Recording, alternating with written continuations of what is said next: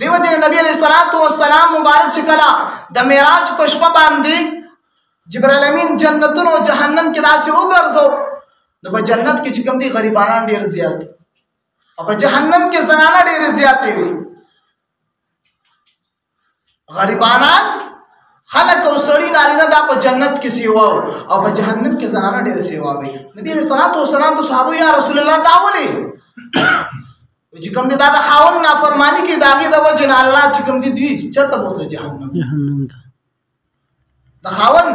نافرمانی کوي نبی علیہ الصلوۃ والسلام مبارک فرمایل چې دا هغه زنانه ده کړه چې یو د خاون چې کوم دي نافرمانی کوي بل نبی علیہ الصلوۃ والسلام مبارک فرمایل چې دوه ډلې به زمانه بعد راځي دا به جهنم ته ځي دا دوه ډلې پای کې اورل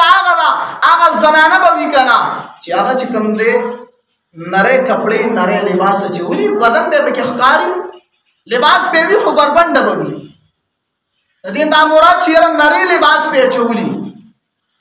ودا زنانه به چرته جهنم او دین دا چې لباس په حق کلی پیړ بوي او کم کمیس بیکړي ورکوټي کمیس او ورکوټي پرتو چې کوي دا به کې بل احکام او درې هغه زنانه چې دې شاته چې کوم دي دا اخته دې سرا توکړي دې کو پشان دې کو دې کو پشان نه هغه زنانه دا درې قسمه زنانه به نبی رسول الله صلی الله علیه وسلم جهنم